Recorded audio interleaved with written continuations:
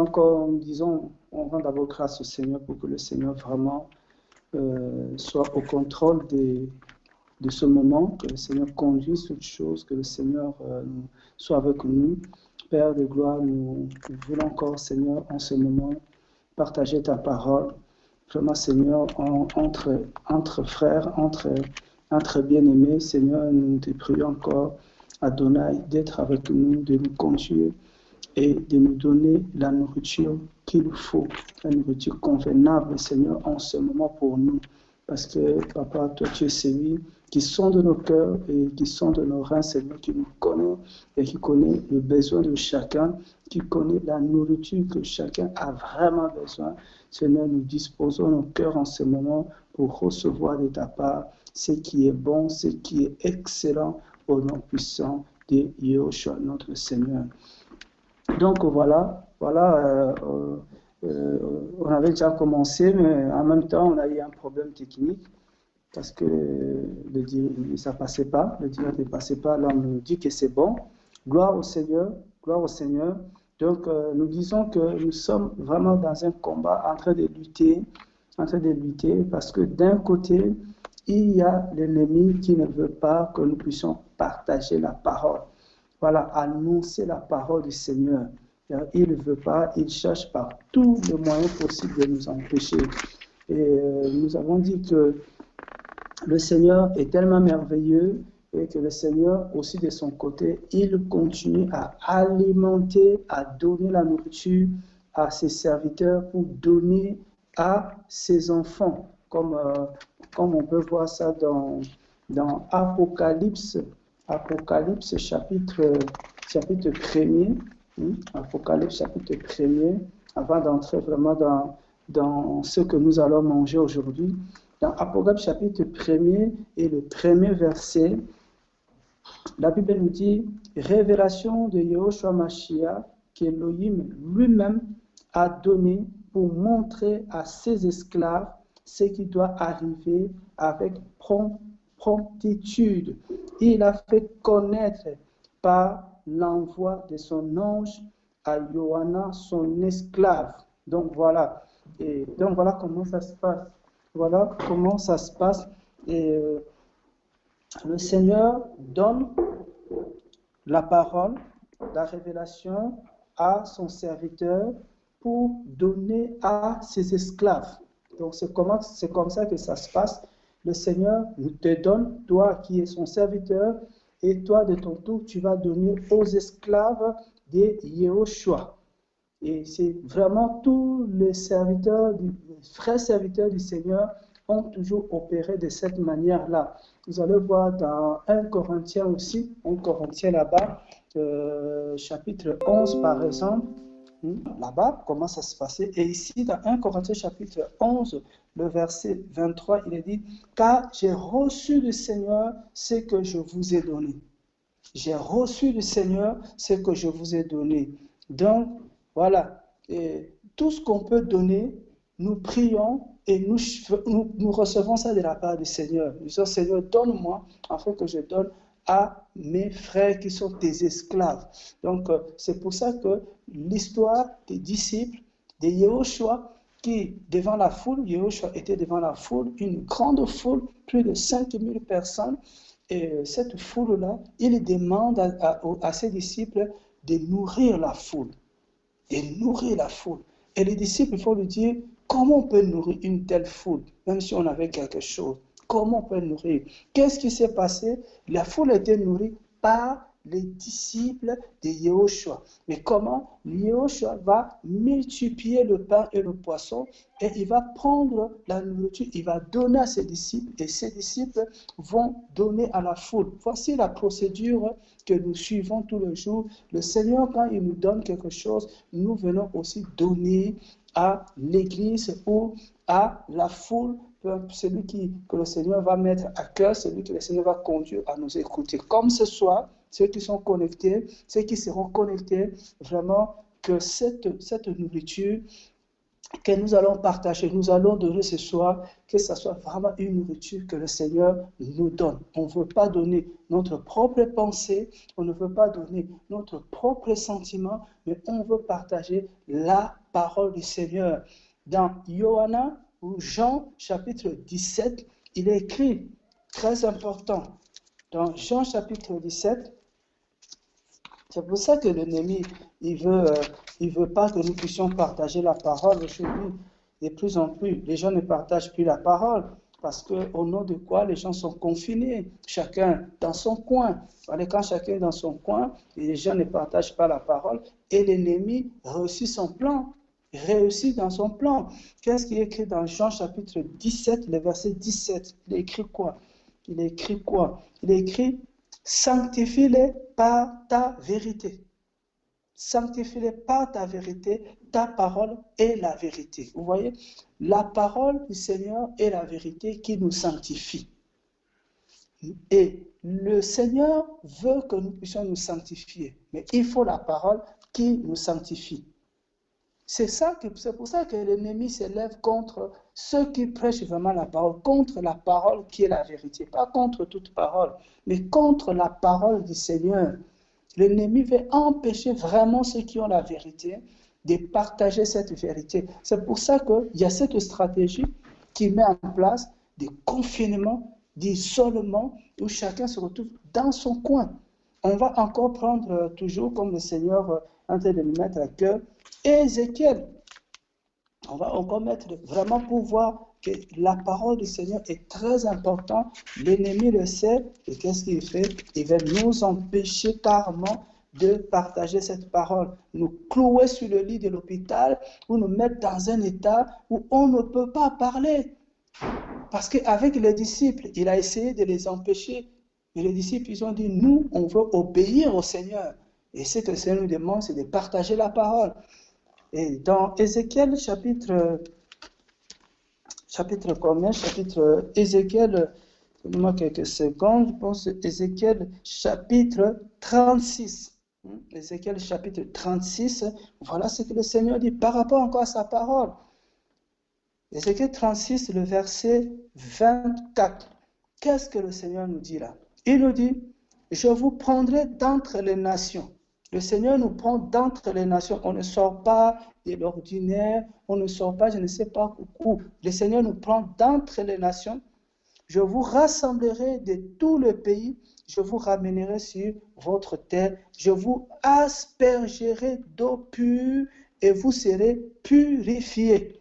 Je vous purifierai de toutes vos impurités et de toutes vos idoles. Donc voilà, ce que le Seigneur veut, c'est nous purifier avec une eau pure. Et nous savons que l'eau pure, c'est quoi? C'est la parole du Seigneur. C'est la parole du Seigneur. C'est pour ça que le diable, le dragon, le serpent, peu importe comment vous allez l'appeler, c'est lui toujours. Il veut nous empêcher de partager la parole. C'est pour ça que vous voyez les gens aujourd'hui passent leur temps avec le Facebook, avec tout le moyen possible, à partager du n'importe quoi, à parler d'eux-mêmes.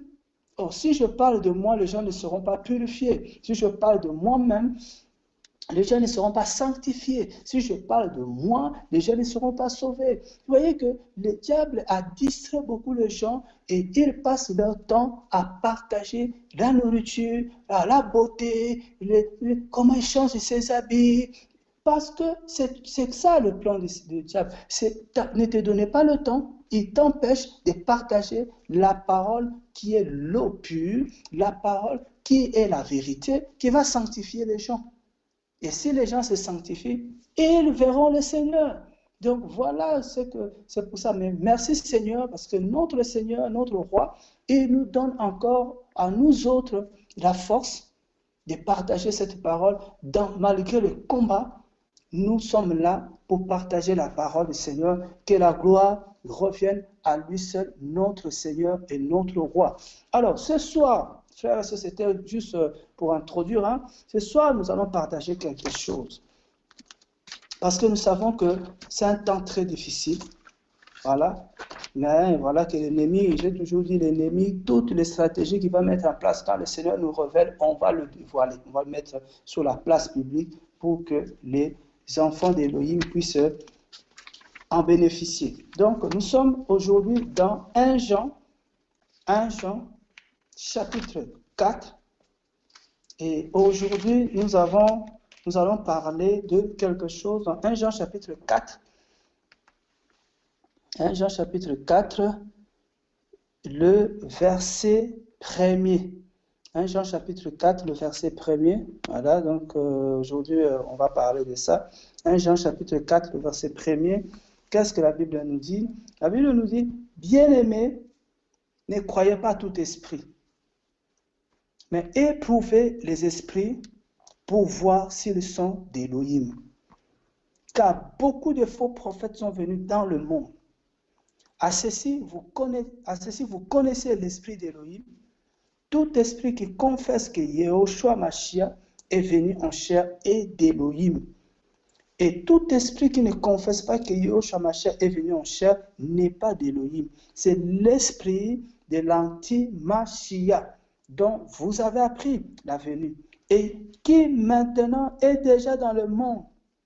Donc on va s'arrêter là. Voilà, frères et sœurs, vraiment nous exhortons les enfants d'Élohim que la Bible nous parle déjà. La Bible est déjà claire. La Bible nous avertit déjà qu'on ne doit pas être aussi rebelle.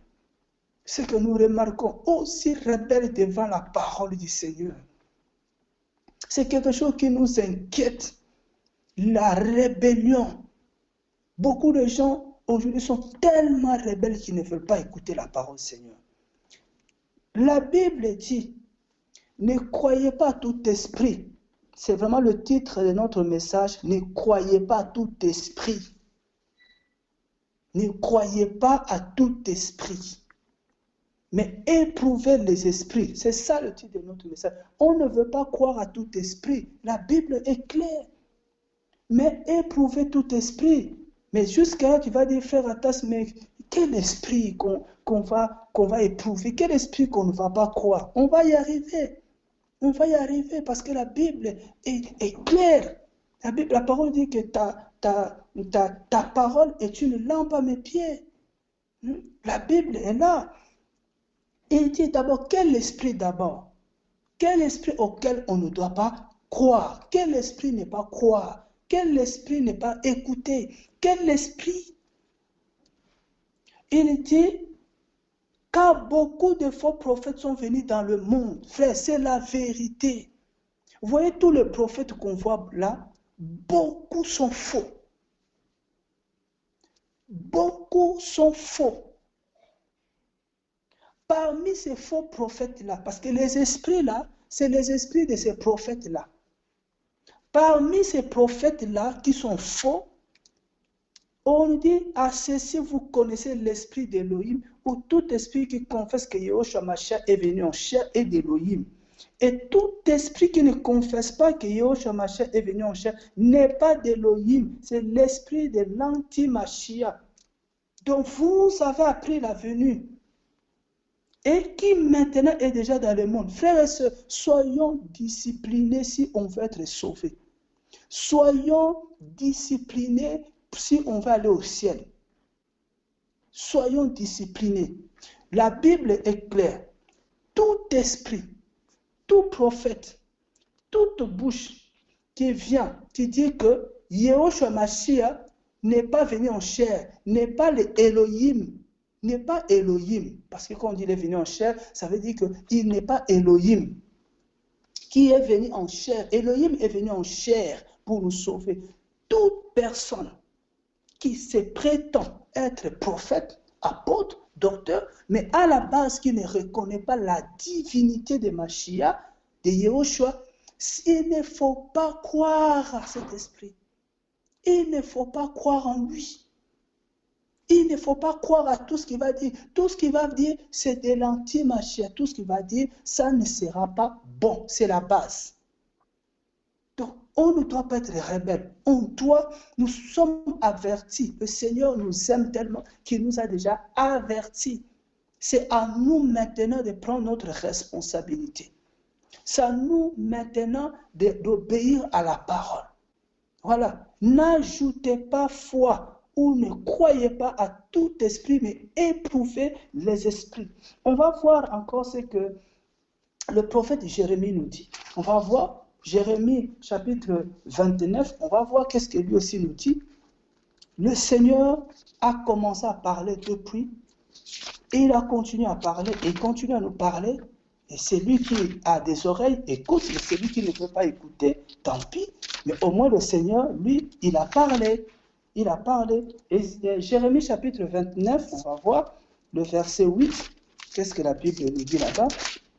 Qu'est-ce que la Bible nous dit par rapport à... Parce que vous savez, la Bible, il faut essayer d'écouter un peu les différents prophètes.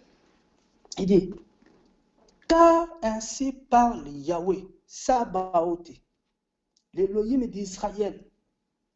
Car ainsi parle Yahweh. Yahweh nous parle. Yahweh Sabaoth, l'Élohim d'Israël. Que vos prophètes qui sont au milieu de vous et vos devins ne vous séduisent pas et n'écoutez pas vos rêves que vous rêvez, parce qu'ils vous prophétisent faussement en mon nom. Je ne les ai pas envoyés, dit Yahweh. Oh. Yahweh dit que il y en a tellement beaucoup qui prophétisent en son nom, qui parlent de Yehoshua, matin, midi, soir, qui parlent, mais Yehoshua dit, beaucoup prophétisent en son nom, parlent dans son nom, mais ce n'est pas lui qui les a envoyés. Ils prophétisent la fausseté. Ils prophétisent le mensonge. Voilà. Mais face à tout ça, parce qu'ils sont tellement nombreux, hein, ils sont tellement nombreux, comment le discerner? Et la Bible dit, qu'est-ce qu'il faut faire? Oui, je sais que les gens me disent, mais frère, qu'est-ce qu'on va faire là maintenant, nous là? Parce que même moi qui vous parle, comment savoir si je parle de la part d'Élohim? Moi, je le crois d'abord. Moi, je vous dis, moi, je crois que Yehoshua est venu en chair, que Yehoshua est Elohim. Je le crois. Mais est-ce que c'est suffisant? Est-ce que c'est suffisant? Donc, il dit, mais pour cela, ouais, pour cela, parce qu'il y en a tellement faux. Il y a tellement de faux, frères. Il y a tellement de faux. On prend un peu encore 2 Jean. On prend encore 2 Jean. Vous voyez? Le Seigneur nous dit, faisons très attention à ces prophètes-là. Ils sont nombreux.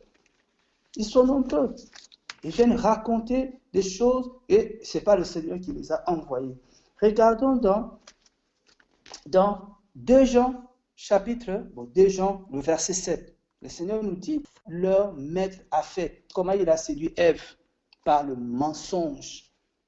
Donc, aujourd'hui, on doit faire très attention aux prophètes des mensonges. Voilà, les prophètes des mensonges. Qu'est-ce que la Bible nous dit? 2 Pierre, chapitre 2, le verset 1er, il est dit, mais comme il y a eu de faux prophètes, parmi le peuple, il y aura aussi parmi vous des faux docteurs. Les faux prophètes, les gens qui viennent dire, ainsi dit le Seigneur, c'est des faux prophètes. Oh, j'ai vu des faux prophètes. Bon, je ne dis pas que tout ce qu'ils voient sont des faux prophètes, mais beaucoup sont des faux prophètes.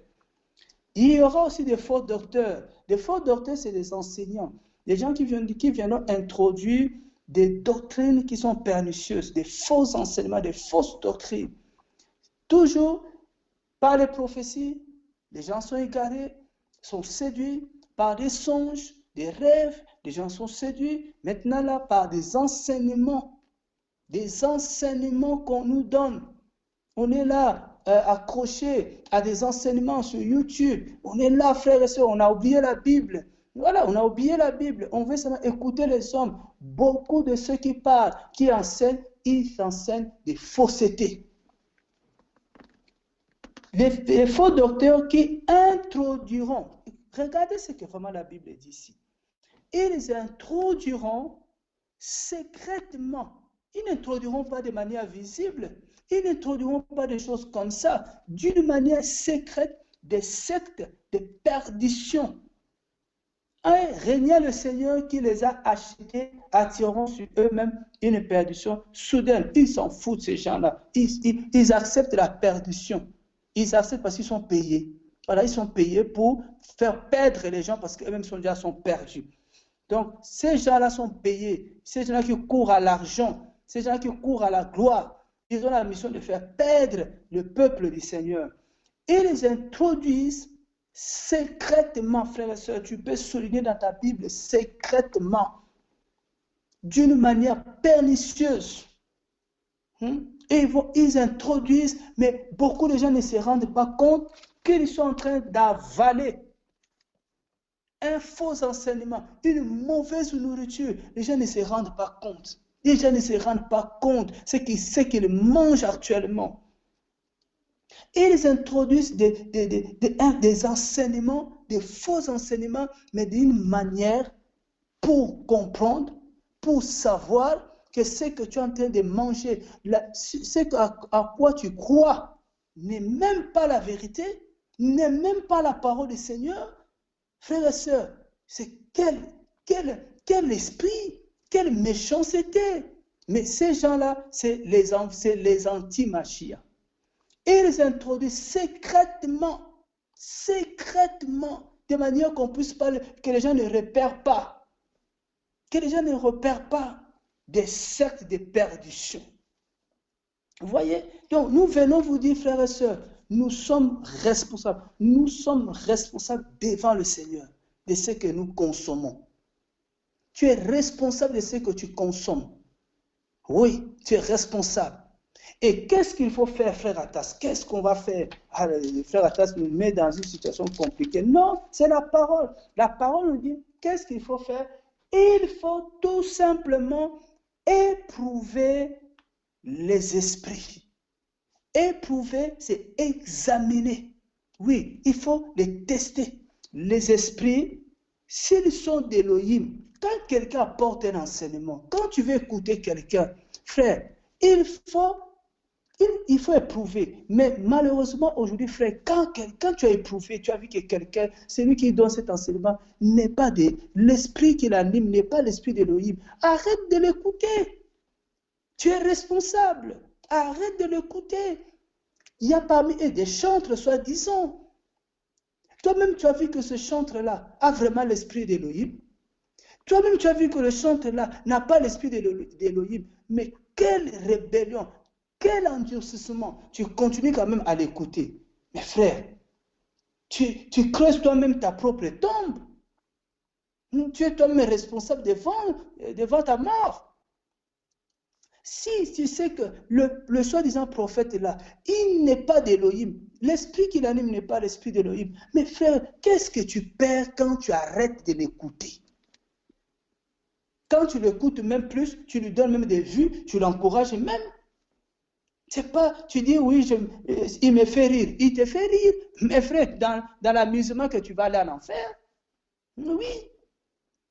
La Bible dit éprouver les esprits. Voilà notre responsabilité. Nous devons éprouver les esprits. On a dit que si quelqu'un ne reconnaît pas Yahushua comme étant le Seigneur, c'est l'anti-Machia. Je le mets de côté. On regarde encore le conseil. Apocalypse, on va à Apocalypse. On doit éprouver les esprits. On doit les examiner. Oui, prends tout ce qu'il faut pour examiner un esprit. On va prendre des loupes. Hein? On va prendre... frère, nous, c'est la parole. Nous, c'est la parole déjà, parce qu'avant, après, il faut qu'on parle des esprits, parce que des fois, c'est des esprits. Quand je sens dans mon esprit, non, je dis, c'est bon, lui, là, c'est pas bon. C'est pas bon. Apocalypse, chapitre 2, le verset 2, chapitre 2, le verset 2. Qu'est-ce que le Seigneur nous dit? Beaucoup de faux prophètes sont venus. Maintenant, il faut les discerner. Voilà quand beaucoup de gens cherchent les dons de prophétie. Oh, mon frère, je veux les paroles de connaissance, frère. Moi, je veux le don de prophétie, frère. Je veux le don de guérison des malades, frère. Là, demandons le don de discernement des esprits. Ça, c'est le don dans ces derniers temps. Il faut avoir le discernement des esprits. Ici, qu'est-ce que la Bible dit? Parce que quand on n'a pas le don de discernement des esprits, on va attribuer à Satan ce qui est à l'esprit, on va attribuer à l'esprit ce qui est à Satan. Tout ça parce qu'on n'a pas le discernement des esprits. Et pour discerner les esprits, on a déjà la parole d'abord. La parole nous dit si quelqu'un ne reconnaît pas Yahushua comme étant venu en chair, il n'est pas de Yahushua. Apocalypse chapitre 2, le verset 2 nous dit quoi? Je connais tes œuvres et ton travail et ta patience. Je sais que tu ne peux pas supporter le méchant et que tu as éprouvé ceux qui se disent apôtres et qui ne le sont pas, que tu les as trouvés menteurs. Tu as éprouvé les apôtres, ceux qui se disent apôtres, mais qui ne le sont pas. Frère, nous ne supportons pas. C'est dans le cœur, dans l'esprit. Quand tu as l'esprit d'Élohim dans ton cœur, et l'autre qui vient là n'a pas d'esprit d'Élohim, frère, tu ne peux pas supporter ça. Tu le sens. Quand Marie va visiter Élisabeth, Élisabeth dit que quand tu es venu par ta salutation, l'enfant qui est en moi a tressailli. L'enfant, Jean-Baptiste qui était dans le ventre, a tressailli quand Marie a donné la salutation. Vous voyez la connexion de l'esprit? Jean a reconnu que dans l'autre côté, dans l'autre ventre, il y a quelqu'un qui est là.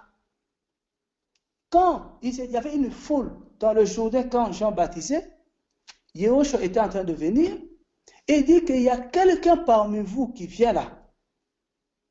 Lui là, il va vous baptiser de l'esprit. Comment il a reconnu? Comment? Ça, c'est les gens qui avaient un discernement. Comment il a reconnu? Il a dit, je ne suis même pas digne, moi, de délier le courroie de ses sandales. Comment il a reconnu? Par l'esprit. Si tu as réellement l'esprit d'Élohim, tu vas reconnaître ceux qui ont l'esprit d'Élohim aussi. Ça, c'est aussi un deuxième élément. Parce qu'on dit, oh frère, moi, je ne savais pas, frère. Non, frère, si tu as l'esprit d'Élohim, tu vas reconnaître celui qui a l'esprit d'Élohim. C'est clair aussi. À part seulement savoir que, lui là, il ne confesse pas que Yahushua est Seigneur. Ça, c'est pas, oui, peut-être là, ça passe pas. Mais si tu as l'esprit d'Élohim, tu vas reconnaître celui qui a l'esprit d'Élohim. Tu sais que là, on monte un peu. Voilà. Mais si tu n'as pas tout ça, tu as le discernement. Tu as le discernement. Voilà.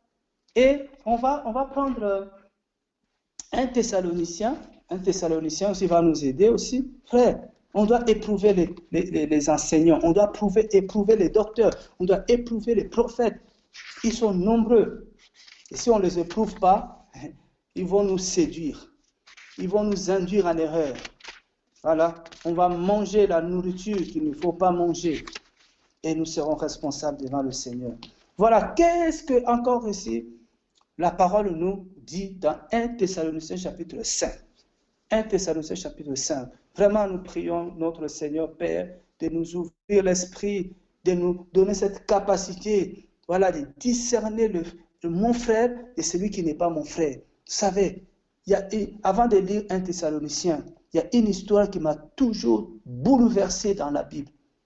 C'est dans Job chapitre 1er. On dit que quand le Seigneur Yahweh était avec ses enfants, ses fils, le Satan était là. Il dit, mais attends, je pense que les autres avaient vu que Satan était là. Hein? Parce que sinon c'est grave. Frère, il y a tellement de gens qui sont au milieu de nous, qui sont faux, oui, qui sont faux, qui viennent juste pour nous séduire. Oui, qui viennent juste pour nous séduire. La Bible dit, ils sont sortis de nous, mais ils n'étaient pas des nôtres. Ils sont sortis de nous, mais ils n'étaient pas des nôtres. On doit veiller, frères et sœurs. On doit faire très attention. On doit arrêter avec les sentiments. Oh non, mon frère, tout le monde n'est pas ton frère. Ton frère, c'est celui qui a l'esprit de ton père. Celui qui n'a pas l'esprit de ton père n'est pas ton frère. Il y en a tellement beaucoup comme ça. Nous, on s'arrête sur la grâce. Il a une grâce. La grâce, elle est trompeuse. Le proverbe nous dit. La grâce, elle est trompeuse. Ce n'est pas cette grâce qui fait de toi mon frère, mais l'esprit qui est en toi qui fait de toi mon frère. Moi, je préfère te le dire. C'est l'esprit qui est en toi. Si on n'a pas le même esprit, tu n'es pas mon frère. Tu es un prochain. Et tu n'es pas mon frère. Mais nous, aujourd'hui, tout le monde est frère. Ah, mon frère, ça va, mon frère. Donc, on a un langage comme ça, simplifié. On ne sait même pas ce qu'on dit. On ne sait pas. C'est pour ça qu'aujourd'hui, beaucoup sont entraînés. Vous savez, quand Satan est tombé, il a entraîné un tiers des anges. Vous allez remarquer à chaque fois quand quelqu'un part, même d'une assemblée, il ne part jamais tout seul. Il entraîne toujours avec lui un tiers. Toujours un tiers, toujours des personnes. Pourquoi ces personnes-là étaient tellement faibles et ces personnes, des fois, manquaient le discernement. Manquaient le discernement. Ah oui. Le Seigneur dit qu'aujourd'hui, quelqu'un de vous va me trahir. Ils ont posé la question, c'est qui? Ils ne savaient même pas. Manque de discernement. Aïe, aïe, aïe. 1 Thessaloniciens chapitre 5, le verset 20, la Bible nous dit quoi? Ne méprisez pas les prophéties, mais éprouvez toutes choses. Retenez ce qui est bon. Frère, c'est ta responsabilité, c'est ton devoir, tu as le droit. Pas de mépriser les prophéties. Il ne faut pas mépriser les prophéties au premier abord. Non. Mais quand je dois éprouver les prophéties, une fois que j'ai éprouvé les prophéties, je retiens ce qui est bon, ce qui est mauvais. Je mets ça dans la poubelle. Mais encore, à part la prophétie, parce que quelqu'un peut être du Seigneur, mais donner une prophétie qu'il n'a pas maîtrisé. On dit ça. Mais si quelqu'un lui-même qui est déjà faux là, non, non, frère. Dès qu'on discerne que c'est faux, on ferme. On ferme. Donc, le Seigneur nous dit d'éprouver. C'est à nous d'examiner. Voilà aujourd'hui la responsabilité que nous avons, d'examiner. Ne soyons pas pressés de consommer, mais d'examiner. Voilà, d'examiner. Et c'est comme aussi les chrétiens de Béret, que nous connaissons l'histoire dans Actes chapitre 17. Ce n'est pas un péché d'examiner un prophète, ce n'est pas un péché d'examiner un docteur, ce n'est pas un péché. Si quelqu'un comme Paul, qui a fait des miracles, cet homme-là, il a été examiné, sa parole, ses enseignements ont été examinés. Mais à combien plus forte raison, tout ce qu'on voit aujourd'hui là, à combien plus forte raison. Tu vois déjà un soi-disant prophète, quand tu commences à verset 11, qu'est-ce qu'on nous dit là-bas? On nous dit qu'il y avait des chrétiens de Thessalonique, il y avait des chrétiens de Béret. Il dit, oh, ceux-ci avaient l'esprit plus noble que ceux de Thessalonique. Ils reçurent la parole avec tout empressement, examinant tous les jours les Écritures pour voir s'ils en étaient bien ainsi.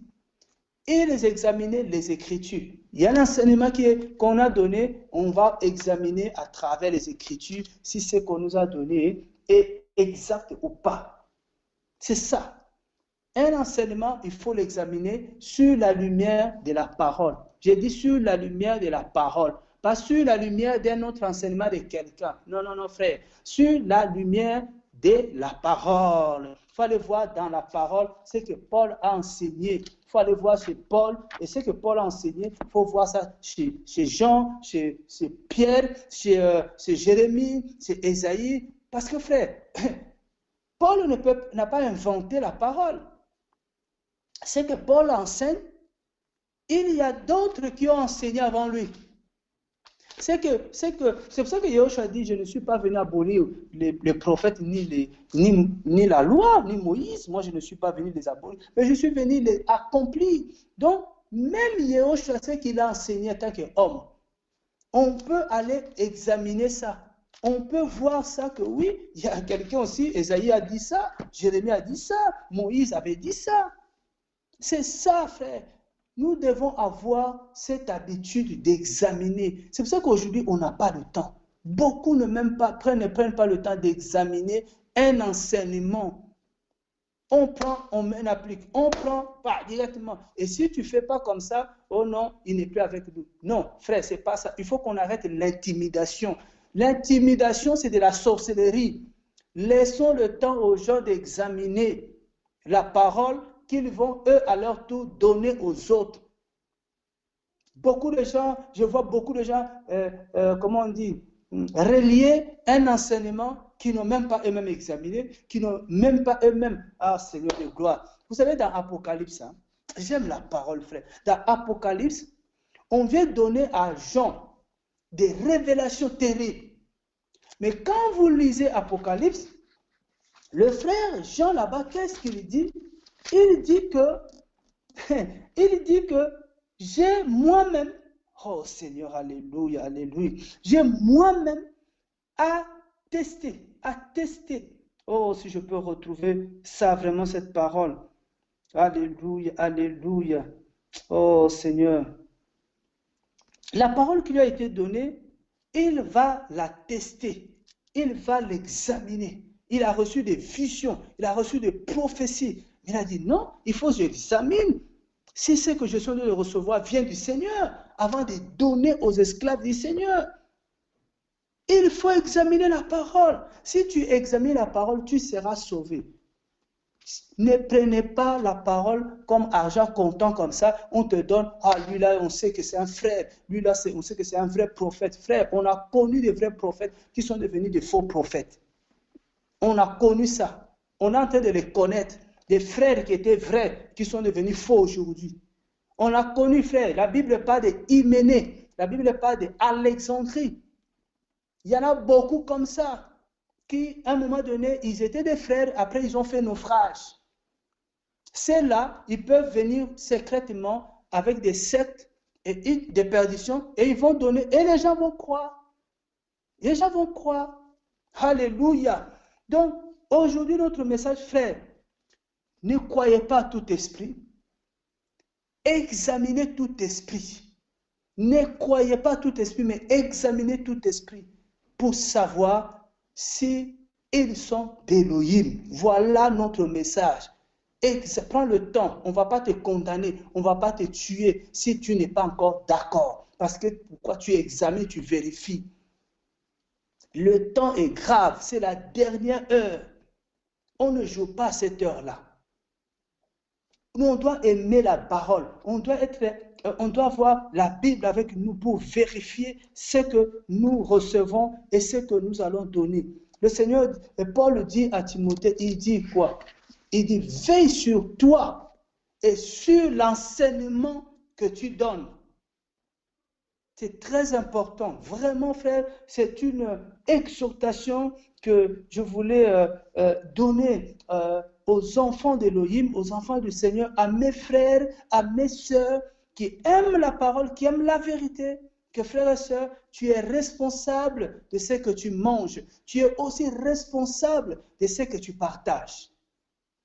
Si tu nous partages des rêves mensongers, si tu nous partages des visions mensongères, si tu nous partages des fausses prophéties, si tu nous partages des faux enseignements, tu es responsable. Le Seigneur te jugera. C'est pour ça que dans le livre de Jacob, Jacques, il est dit qu'il n'y ait pas beaucoup parmi vous qui enseignent, parce que ceux qui enseignent seront sévèrement jugés. Nous serons sévèrement jugés par rapport à ce que nous enseignons, ce que nous donnons. Oh, nous prions le Seigneur, que le Seigneur nous fasse grâce, que nous soyons de ceux qui donnent la nourriture qu'il faut, autant qu'il faut au peuple du Seigneur. Que ce qui sortira de nos bouches ne soit pas des sectes, des perditions. Que ce qui sortira de nos bouches ne soit pas des sentiments, ne soit pas les désirs de nos cœurs. Non, non, frère, ou les remontées de nos cœurs. Non, pardon, papa. Que le Seigneur puisse vraiment... Moi, je prie que le Seigneur touche ma bouche, comme il avait touché la bouche d'Ésaïe. Il avait touché la bouche d'Ésaïe. Il avait purifié sa bouche avant que Ésaïe aille parler au peuple. Et il avait touché la bouche de Jérémie. Il a dit, je touche ta bouche. Voilà, que le Seigneur touche ma bouche. Que ce qui sortira de ma bouche soit la parole qui vient du Seigneur, soit la parole qui vient d'en haut, que je ne parle pas de moi-même, que je ne parle pas de ce que les gens sont venus me raconter, que je ne parle pas sur la base des émotions, sur tout ça. Quand on parle des choses avec émotion, on dit n'importe quoi, on dit des choses que le Seigneur ne nous a pas demandé de dire. Seigneur, purifie ma bouche. Seigneur, touche ma bouche. Seigneur, touche la bouche de tes serviteurs à qui tu as mandaté, à qui tu as donné la mission d'aller parler au peuple, d'aller parler à ton peuple. Oui, Seigneur, garde, Seigneur, ton armée. Garde-nous, Seigneur, au nom puissant de Yahushua, notre Seigneur. Vraiment, frères et sœurs, vraiment, nous vous prions, nous vous exhortons et nous vous prions que voilà, si vous êtes touché par ce message, oui, si vous êtes touché par le message, et si vous êtes convaincu, après avoir examiné, partagez ça. Ne gardez pas ça pour vous. Partagez ça. Le temps est grave, que voilà, chacun doit commencer vraiment à se connecter avec la parole, à être celui qui vérifie les Écritures et celui qui aime la vérité. L'amour de la vérité soit en nous vraiment, que le Seigneur nous garde, le Seigneur nous gardera. On reviendra encore vers vous si le Seigneur nous permet. Voilà, on se dit à bientôt mercredi. On sera là par la grâce du Seigneur pour encore partager la parole. Soyez bénis au nom puissant de Yahushua, notre Seigneur et notre Roi. Et nous disons merci Seigneur et à bientôt à tout le peuple du Seigneur. Amen.